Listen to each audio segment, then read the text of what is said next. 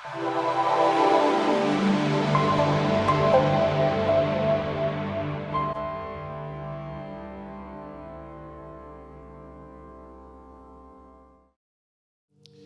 historia de José, le explico de qué voy a hablar en un segundito. Pero la historia de José es una de las historias más básicas y más importantes para nosotros como creyentes conocer. Siempre que yo leo la historia de José, yo aprendo algo diferente, ya sea de la confianza, ya sea de la fe, ya sea de la paciencia, ya sea de muchos diferentes temas. Pero tiene algo bien importante cuando habla de esperar. El tema del cual yo voy a hablar en esta mañana es el valor de la espera. Me gustaría que lo repitan conmigo. El valor de la espera. Chima en coro. El valor de la espera. José tuvo que esperar mucho en el Dios. Fue quizá uno de los primeros y más importantes ejemplos que tenemos en la Biblia de eso. Incluso cuando José fue traicionado en ese momento por sus hermanos, lo que tenía eran 17 años. Y cuando él vino a alcanzar su propósito, o sea, estar de mano derecha del rey, cuando volvió a siquiera ver a sus hermanos, ya tenía más de 30 años. O sea que Dios lo hizo esperar mucho tiempo para cumplir con el sueño que Dios le había dado. Cuando hablamos de la espera, yo admito que yo no soy el mejor ejemplo de la espera. El que me conoce sabe que yo soy extremadamente desesperado. Yo me acelero, yo no me gusta mucho esperar. Yo sé que quizá usted tuvo que esperar algo antes de venir para acá, quizá un semáforo, quizá alguna persona, quizá un vehículo, quizá algo. Pero yo no sirvo para esperar, lamentablemente no. Incluso yo he viajado varias veces a Estados Unidos. Yo nunca he dormido el día antes de que yo me voy para un viaje para Estados Unidos. Nunca en mi vida he dormido, porque la noche antes yo lo que estoy pensando en qué yo voy a hacer cuando yo llegue allá, cómo la voy a pasar, dónde yo voy a estar. Y voy y reviso mi programa que ya yo hice como 3 meses antes para volver a revisar y asegurarme. Entonces, también por eso mismo que se me hace un chin fácil cuando estoy en el vuelo, porque siempre estoy durmiendo, porque no dormí la noche antes. Yo no soy el mejor para esperar. Pero si algo he aprendido de esperar en Dios, es que la espera produce en nosotros paciencia, forma nuestro carácter, forma en nosotros un corazón más fuerte. O sea, la espera tiene un propósito. Yo comparo la espera con lo siguiente. Yo tenía un problemita hace un tiempo con lo de la presión. No sufro del corazón ni necesariamente sufro de la presión, pero sí estaba teniendo un problema con la presión alta. Entonces me llevaron al médico. Y en el médico me hablaron de una palabra que se llama ecocardiograma, que yo te la voy a explicar, no muy bien, pero me pareció muy similar a lo que te explico ahora. En ecocardiograma, si hay algún doctor aquí me corrige, es un proceso en el que te ponen para tu corazón, te ponen en diferentes máquinas, quizás una caminadora, te ponen un cosito ahí en el pecho y van probando tu corazón, te ponen en estrés quizás, y van probando tu corazón. Y después de que termine el ecocardiograma, tú puedes decir que no, que yo estoy bien, que yo tengo todo bien, pero el doctor tiene una prueba ahí de que tú no estás tan bien. Eso suena mucho a lo que hace Dios en nosotros en la espera. Porque al igual que en el ecocardiograma, Dios prueba nuestro corazón. Dios va probando y va sacando lo que hay en nosotros, lo que no le pertenece a Él, y va demostrando qué había en nuestro corazón. En la espera es donde se sabe que hay guardado dentro de ti, ya sea ira, ya sea enojo. Porque primero, esperar no es fácil. Mientras más tú vas esperando, se va demostrando quizás si tú estás desesperado, si tú no tienes paciencia, si tú no tienes fe. Inclusive, esto es bien importante, la espera es tan importante porque en la espera es donde la mayoría de los cristianos se descarrian y pierden la fe. ¿Por qué? Porque realmente no es fácil esperar en Dios. Entonces es bien importante que nosotros aprendamos que si no aprendemos a esperar en Dios, no aprenderemos a permanecer en Dios. Si no aprendemos a esperar en Dios, nunca seremos capaces de permanecer en Dios. Porque todo cristiano va a tener que esperar en Dios en algún momento, por algún llamado que Él le haga, por alguna bendición que Él le prometa, por algo que Dios tenga para su vida. Entonces, por eso es que es importante nosotros aprender a esperar en Dios. Entonces, volviendo al ecocardiograma, siempre, no es de ahora, yo siempre, la primera vez que yo escuché la historia de José, creo que la primera vez que le estudié en un estudio bíblico fue con Ansis, que fue el principal de mis profesores de estudio bíblico cuando yo era niño. Yo recuerdo, yo tengo buena memoria para algunas de esas cosas. Yo recuerdo que desde ese tiempo yo siempre he dicho que José era un poco orgulloso con la forma en la que él quizá dijo el sueño. Yo no sé si era nada más yo. Pero primero vamos a aclarar que los hermanos de José le cogieran tanto odio para querer matarlo no es cosa pequeña, claro está. lo mismo lo dice la Biblia. El papá de José fue el primero en incitar ese odio hacia José en sus hermanos, por favorecerlo a él por encima de los demás. Pero no significa tampoco que José estaba libre de culpa, que José hizo todas las cosas bien. Y cuando te digo esto, no te estoy tratando de dañar la historia del santo José que tú conoces, sino tratar de explicarte lo siguiente. José, aun cuando Dios lo llamó, no era perfecto, o sea, no estaba preparado, no tenía las calificaciones para lo mismo que Dios lo estaba llamando a hacer. Amén. Es importante que nosotros entendamos eso, porque inclusive la mayoría de las veces que Dios nos llame a algo, nosotros no vamos a estar preparados para lo que Él nos está llamando a hacer. Eso es algo básico de nosotros. Por eso que para eso es que sirve la espera. Entonces, cuando yo me voy a ese punto, ¿por qué Dios llamó a José a tan temprana edad si sabía que no estaba preparado para eso? Te lo respondo con dos cosas. Primero, te aclaro esto. No porque Dios te dé un llamado, te diga en qué Él te va a utilizar, es una garantía de que vaya a acontecer. Eso es algo que tengo que explicar muy bien. Yo sé que sí, porque sé lo que estoy diciendo. No porque Dios te dé un llamado o diga en qué Él me va a utilizar a mí, es una garantía, es obligatorio que vaya a acontecer. ¿Cómo te explico eso? Si Dios dice que el cielo sea azul, yo no puedo cambiar el cielo porque yo no tengo autoridad sobre el cielo. Mas Dios me dio algo sobre mí que me permite a mí hacer que yo haga las cosas que Dios me dijo que se cumplan o no. Yo tengo algo que se llama libre albedrío. Cuando se trata de libre albedrío, nosotros en la iglesia nada más como que lo mencionamos cuando es para la explicación de por qué Dios no hizo todo el mundo cristiano. Y eso así fue como me lo enseñaron a mí de pequeño. Pero el libre albedrío también es lo que te permite a ti, ya sea alinearte o seguir las cosas que Dios dijo para tu vida o no. O sea, alinearme al camino de Dios o alinearme al camino del hombre. Yo tengo la potestad y autoridad de hacer que lo que Dios diga de mí se cumpla o no se cumpla. Yo hablaba de eso con los jóvenes hace un tiempo. Te lo explico de esta manera. Que Dios me diga a mí que yo voy a ser el que va a encontrar la cura del cáncer. Yo sabes, hace un tiempo recuerdo. Que Dios me diga a mí que Gamaliel, que yo voy a ser el que va a encontrar la cura del cáncer. Yo no sé nada de medicina, yo no sé nada de eso, pero amén que Él me diga eso. 3 años después, tú me preguntas, a mí Gamaliel, ¿encontraste la cura del cáncer? Yo no, lamentablemente, parece que Dios se equivocó, lo dejó para después, no sé. Pero tú vienes y me preguntas a mí, Gamaliel, que tú estabas estudiando. No, carpintería, porque eso es lo que yo sé. ¿Se va a cumplir ese propósito en específico de Dios yo estudiando carpintería? No, porque Dios me dio la palabra, pero yo no me alineé a la palabra que Él dio para mi vida. Yo tengo esa potestad y tengo esa autoridad. Entonces, ¿por qué Dios le dio el propósito a José de su vida tan temprana edad y sin él estar preparado para hacerlo?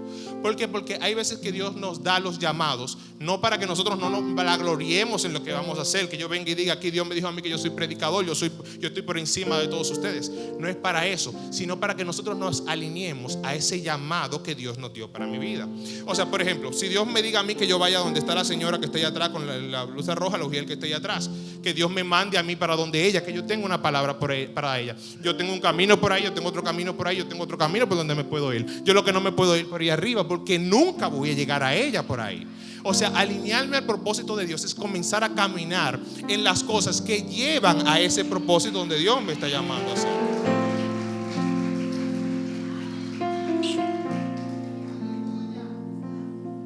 Entonces, ¿por qué Dios llamó a José a tan corta edad? Es algo que está en la espera. Porque es algo que yo quiero que tú entiendas. Me gustaría si tú lo anotas y tú lo guardas en tu cabeza, guárdalo donde sea, para que no se te olvide. Y es muy importante y te va a ayudar a esperar en Dios. En la espera es donde se encuentra la provisión. Repito, en la espera es donde se encuentra la provisión. O sea, lo que Dios me llama a mí a hacer, la provisión que yo no tengo, lo que yo mismo sé que no soy capaz de hacer en el momento, ¿dónde se encuentra? ¿Dónde me pone Dios en mí la provisión para cumplir con ese llamado? Es en la espera. Porque en la espera está la provisión. Ahora pregúntame por qué. Pregúntame por qué con un chema de ánimo. Porque Dios no puede hacer nada para mí sin primero hacer algo en mí.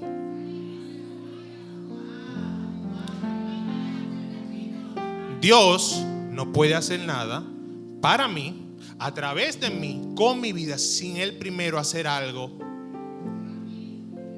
O sea, Dios no me puede usar en ningún llamado que Él me dé sin Él primero hacer un trabajo en mí. Porque todas las cosas que Dios me llame a mí a hacer tienen un requisito. Todas las cosas que Dios diga para mi vida, todo el llamado, todo propósito, todo don que yo vaya a utilizar, tiene un propósito. O sea, por ejemplo, Dios no me puede a mí dar $1,000,000 si yo no sé administrar 10 pesos. Dios primero trabaja en mí, algo en lo interior, antes de hacer ese trabajo para mí. Te lo voy a explicar con lo siguiente. Aguanta y vuelvo ahora, déjame buscar algo rápido.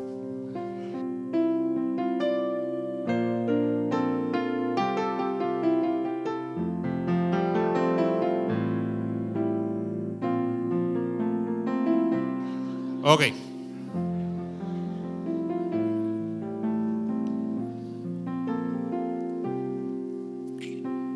Ok. ¿Qué acabamos de decir? Que Dios no puede hacer nada para mí sin primero hacer algo en mí.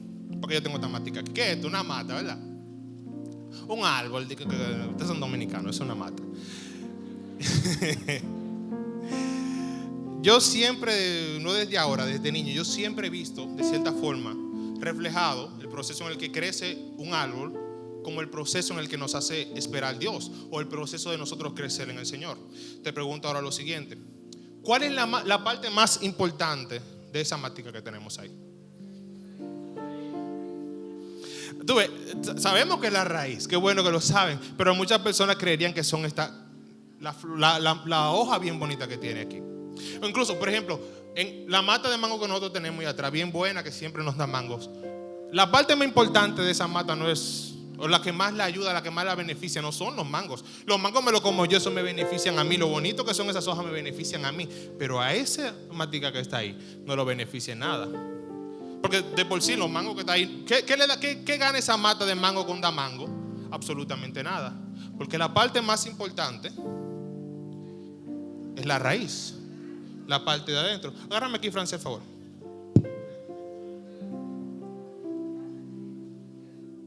No, la parte más importante es la de adentro.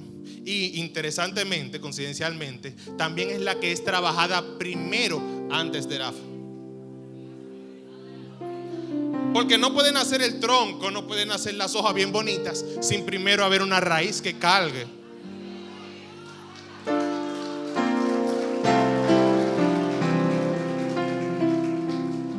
Entonces cuando yo comparo, nos comparo a nosotros con cómo crece un árbol, cómo crece esa matica que está ahí, yo lo veo de la siguiente forma. Esas raíces son las capacidades, las cosas que Dios tiene que poner en ti antes de tú dar el fruto que Dios te está llamando a ti a dar. Te pongo un ejemplo bien sencillo. Mi papá, el pastor Alberto Reyes, que no está aquí, por eso lo uso de ejemplo, si estuviera aquí no le gusta que lo usen de ejemplo. Mi papá, si yo le pregunto a ustedes, ¿cuál es, díganme ustedes, alguna cualidad que ustedes saben que le gusta del pastor, de mi papá? La primero, obviamente, el amor. ¿Cuál es la otra? Humildad, paciencia, adorador, pasión. ¿Por qué? Ajá. Exacto. Todas esas son cosas que son indispensables, necesarias para él cumplir con su función, que es ser pastor. Pero todas esas cosas Dios tuvo que hacerla en él antes de él ser pastor. O sea, todas esas cosas Dios la trabajó en él, no cuando él llegó a ser pastor, cuando vino y se paró aquí y comenzó a predicar. Todas esas cosas comenzaron a entrar en su vida en el momento en el que Dios le dio un llamado de que él iba a ser pastor.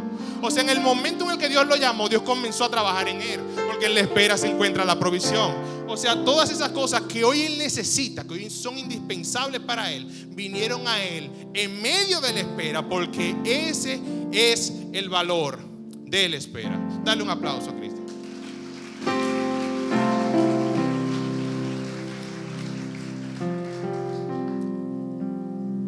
Yo te comparo algo con algo que vi de una persona.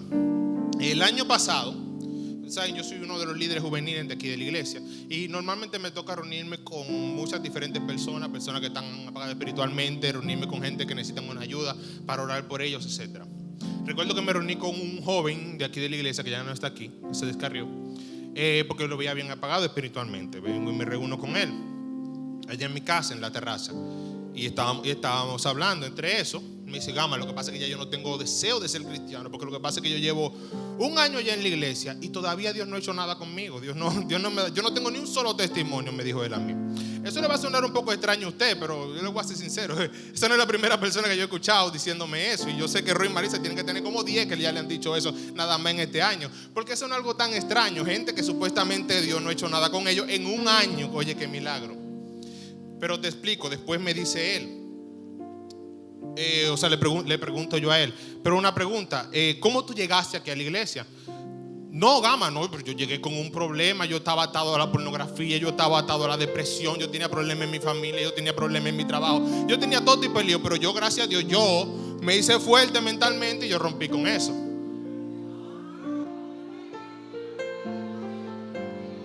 Y Dios no le ha dado un testimonio. Ahí mismo le pregunto yo, y de verdad, o sea, tú no tienes testimonio, pero tú me acabas de dar 3 testimoniazos ahí bien grandes, que yo, sin mal yo no te escuché. Sin mal yo no te escuché, tú me acabas de dar 3 testimonios muy grandes. No, Gama, lo que pasa fue que eso fui yo que yo lo rompí por mi fuerza. Eso no fue que Dios, o sea. ¿Tú estás entendiendo dónde va la historia? ¿Qué estaba haciendo Dios en él? Él mismo incluso tenía un llamado a ser predicador. Dios no lo podía usar como predicador con depresión. Dios no lo podía usar como predicador atado a la pornografía. Dios tenía que primero sembrar en él las raíces, o sea, las cosas que permitan a él cargar ese llamado que Dios le estaba dando. O sea, Dios no lo iba a hacer por coincidencia, no lo hace las cosas a lo loco. No, primero Él hace un trabajo en ti antes de hacer ese trabajo para ti. Entonces, es bien importante que sepamos este punto. Aclaro, un paréntesis. Si tú llevas un año aquí en la iglesia, es imposible, matemáticamente imposible que tú en algo no hayas cambiado. Te lo aclaro eso. Si tú estás en la iglesia buscando de Dios, sacando el tiempo para el Señor, orando, es imposible que algo en tu vida no cambie. Incluso tú te llegas a los caminos del Señor hoy y tú tienes que comenzar a cambiar. Porque Dios no puede estar en un mundo, en un cuerpo donde haya impureza. Dios comienza a cambiarte, aunque sea en las partes pequeñas, pero Él comienza en la parte de adentro. El lío que nosotros tenemos es que nosotros despreciamos las raíces. O sea, despreciamos el trabajo interno que hacen nosotros. Porque para nosotros, si Dios le hubiera dado a Él mismo un carro, un trabajo nuevo, y le hubiera dado 10,000 cosas, pero Dios lo usó, Dios le dio muchísimas cosas. Porque nosotros queremos los frutos, pero despreciamos las raíces. Pero los frutos son los que nos permiten cargar ese propósito. Entonces, nosotros también hacemos lo mismo que hizo Él cuando somos un poquito hipócritas en ese momento. Le quitamos la gloria a Dios por el trabajo que Él hizo en nuestras vidas, cuando no es lo que yo quería que hiciera. Porque ¿qué pasa? Que tú mismo escuchaste ahí, Dios sí estaba trabajando en Él, Dios sí estaba haciendo milagros con su vida, pero no era lo que Él le estaba pidiendo a Dios.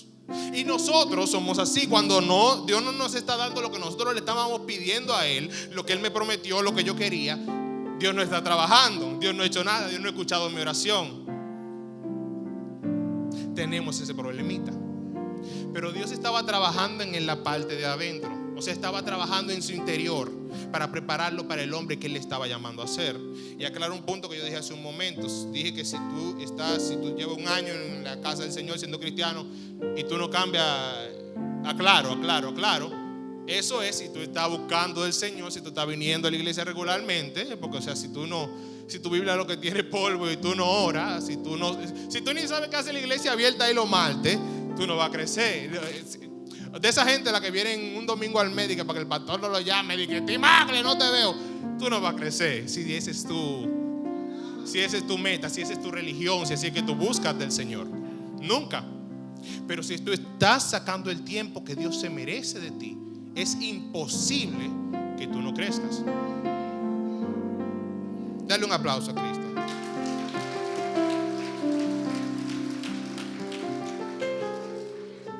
Mira cómo también me recuerda cuando yo veo lo de ese árbol, cómo se ve el crecimiento de nosotros. Había un momento, no pongamos esa maquita, la mata de mango que nosotros tenemos ahí atrás.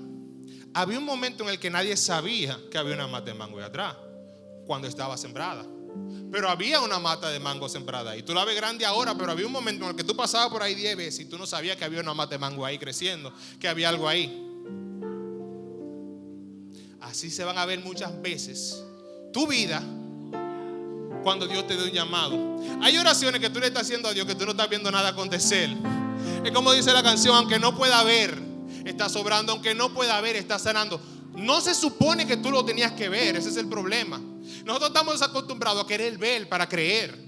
Pero Dios no tiene que enseñarte lo que Él está haciendo. Su trabajo es trabajar.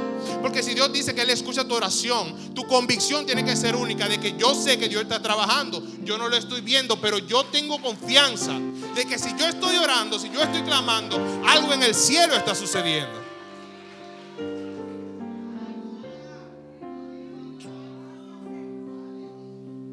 Hay cosas que Dios va a hacer en ti que no necesariamente se van a ver ni necesariamente se van a sentir. Porque cuando estaba trabajando esa matica, las raíces, nada se estaba viendo. Estaba este tarro vacío y nadie sabía que estaba creciendo algo ahí. Quizá el que lo sembró, pero tú podías pasar y nada estaba aconteciendo. Esta es una palabra que yo pienso que para muchos de los que vinieron aquí hoy, cansados de pedirle a Dios por lo mismo, de orarle a Dios por la misma cosa, que Dios no me está respondiendo. Hay gente que yo creo que le está cambiando un poco el tono de la oración el día de hoy.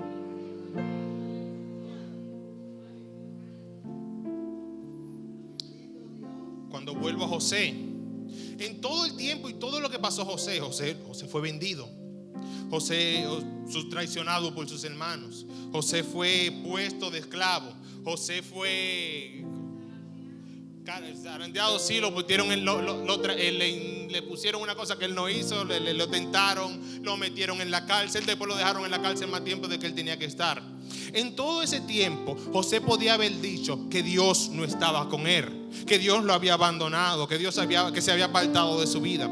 Pero en todo ese tiempo, en todos esos momentos tristes supuestamente de la vida de José, Dios estaba trabajando en José. Lo único que José no se estaba dando cuenta. Incluso así mismo en la mente, sin pensarlo mucho, cuando lo traicionaron sus hermanos, aprendió quizá de la confianza. Cuando lo pusieron de esclavo a trabajar en una casa, aprendió quizá de administración. Cuando lo tentaron, aprendió de la tentación. Cuando lo pusieron en la cárcel, comenzó a aprender administración de personas. En todas esas cosas que se suponía que tenían que ser para amar, Dios lo fue bendiciendo. Dios lo fue bendiciendo. Dios lo fue bendiciendo. ¿Por qué? Porque se podía sentir como que Dios lo estaba castigando, como que Dios se había olvidado de José. Pero no es eso, sino que en todo el tiempo que José estuvo ahí, Dios fue proveyendo todo lo que él necesitaba para cumplir el propósito de Dios para su vida. ¿Qué planes Dios tenía para José? Lo iba a poner en la mano derecha del rey. O sea que en todo ese tiempo, todo eso que él fue aprendiendo fueron las raíces, fueron las cosas fundamentales para cumplir ese propósito que Dios lo estaba llamando a hacer. No se parecía al propósito, no parecía que tenía sentido, pero Dios estaba haciendo algo en el que era lo que iba a fundamentar el hombre que Dios lo estaba llamando a hacer. Óyeme, yo te vengo a dar un poco de esperanza en esta mañana. Yo no vengo a venderte cuando yo vengo a darte una esperanza de que aunque lo que estás viendo no se parece a lo que Dios te prometió, Dios está haciendo algo en tu vida que es más grande de lo que tú puedes ver. Después de todo el sufrimiento que José vio, él fue capaz de ver la mano de Dios en su sufrimiento, en sus momentos solos. Eso yo pienso que es una lección para nosotros. Porque nosotros no hemos aguantado todo lo que aguantó José. Nosotros no hemos aguantado lo que aguantó José. Pero aún así él prevaleció en Dios. Y decía la Biblia que Dios estaba con José. Me gusta siempre que en los árboles, mientras mayor tardan, es porque mayor es el tamaño que van a tener. Repito, en los árboles, mientras más tardan en crecer, es porque más grande es el propósito de que llegue ese árbol.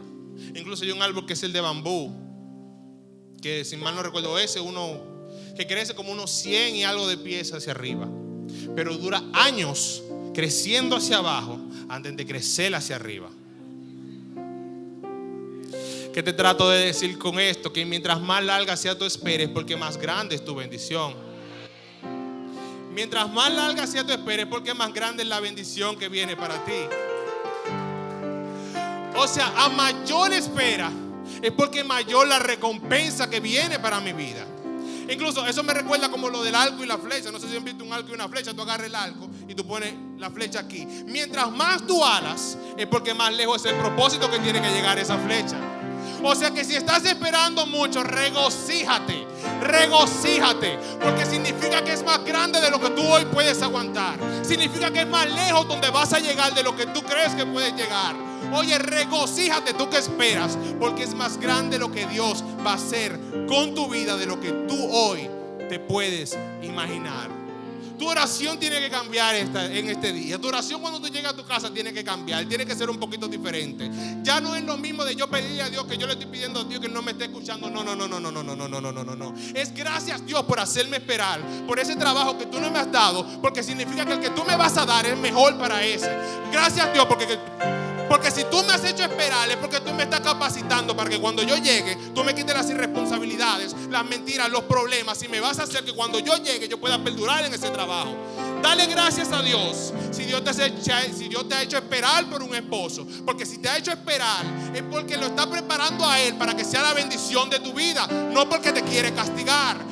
Dale gracias a Dios porque no tienes el dinero que le estabas pidiendo a Dios, porque significa que Dios te está preparando para aguantar, para administrar ese dinero de una manera que no lo pierdas cuando lo recibas. De eso se trata, de cambiar tu oración, de ver las cosas desde el punto de vista de Dios. No que me estoy castigando, no que me tienen de castigo, no que Dios no me escucha, no, sino de creer. Sino de creer que a través de este proceso Él está haciendo algo en mí, Él está transformando mi vida. Yo no lo puedo ver, pero hay una raíz que está creciendo en mí, que mañana va a cargar el propósito de Dios para mi vida. Hay algo que Dios está haciendo. Tú no lo ves, no trae aplauso, pero yo sé que Dios está haciendo algo conmigo.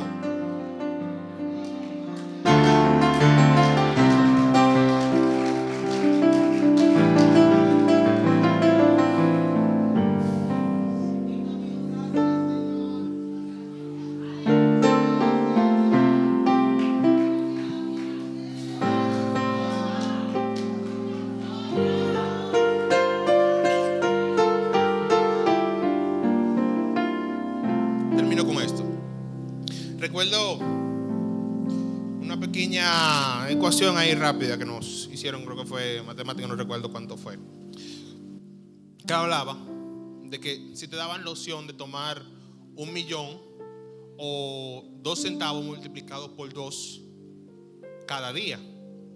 Yo recuerdo cuando nos hicieron esa ecuación, eso fue en el colegio, eso fue algo sencillo, un profesor jugando con nosotros. Cuando él fue calculando el centavo por 2 todos los días, por 3 meses, por ejemplo, él fue calculando y él fue calculando. Todos nosotros habíamos elegido el millón inmediatamente, porque nadie quiere los 2 centavos.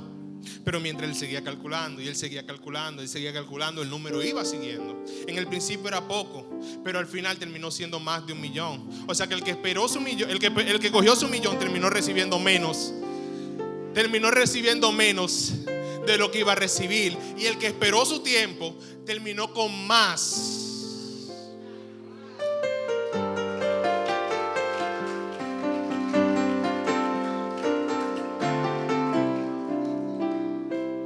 Si mucho es esperado es porque más grande es la bendición. Si uno se lleva de eso de coger el millón, tú siempre vas a terminar con menos. Incluso eso es la respuesta a la gran pregunta: ¿por qué Dios no adelanta lo que Él tiene para mi vida? Porque te estaría siempre dando menos. Siempre que si Dios adelantara el propósito de Dios para mi vida, Él siempre me va a estar dando menos. Si Él lo hiciera en mi tiempo, Él me estaría dando menos. Porque hay algo que yo siempre he entendido: bendición de Dios fuera del tiempo de Dios no es bendición. Porque si Dios me lo da antes de tiempo, yo lo voy a destruir. Si Dios me lo da en mi tiempo, yo no lo voy a administrar bien, se va a caer. Mas si yo espero en el tiempo de Dios, yo tengo una promesa aquí en mi mente y allá en el cielo de que voy a recibir más de lo que yo mismo pedí. Ese es el valor de la espera. Que el que espera recibe el doble, que el que espera recibe el triple. Porque yo sé que dice la Biblia que yo sé los planes que tengo para ti, planes de bien y no de mal. Cuando tú recuerdas esa promesa, tú aprendes a esperar en el Señor. Ponte de pie conmigo un segundito.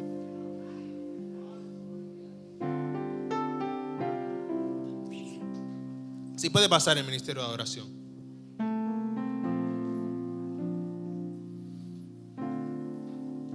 Yo decía al inicio que si tú no aprendes a esperar en el Señor, tú nunca vas a aprender a permanecer en el Señor. Si tú no aprendes a esperar en el Señor, tú nunca vas a aprender a permanecer en el Señor. Ese es el valor de la espera.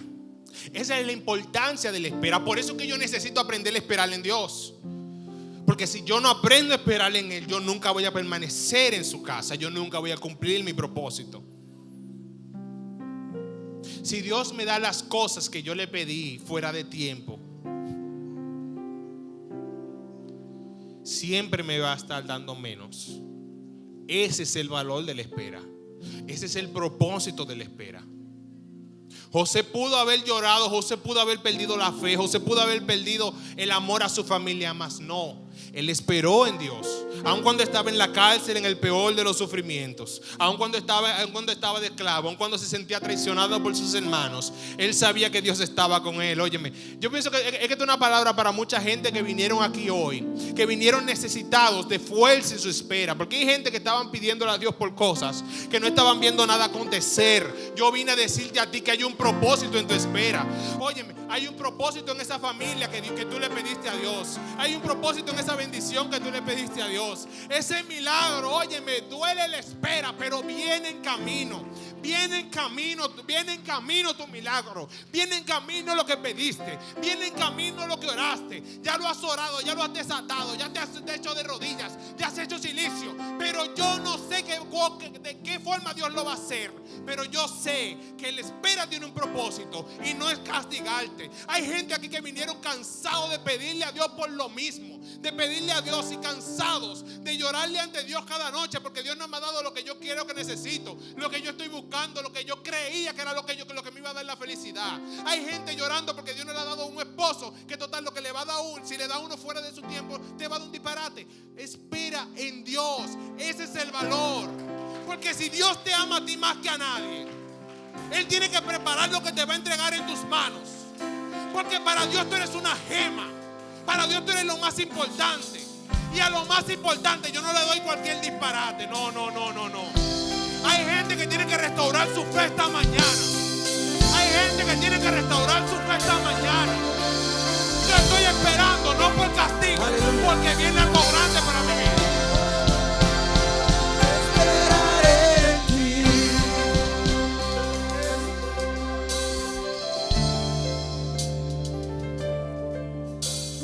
Si tú no te acuerdas de más nada de lo que yo te dije hoy, acuérdate de esto.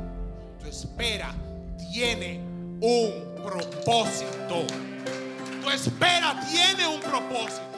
Tu espera, mi espera, lo que yo estoy esperando por lo que me está haciendo esperar. Mi familia quizá, la familia tuya quizá no haya venido toda a Cristo, pero valdrá la pena la espera. Quizá Dios te está preparando a ti para que cuando lleguen tú lo veas. Sea tú que lo mantengas. Quizás Dios te está enseñando a ti para cuando Él te tenga aquí al altar, tú estés preparado para administrar esa bendición. Espera en Dios, porque sé que vale la pena.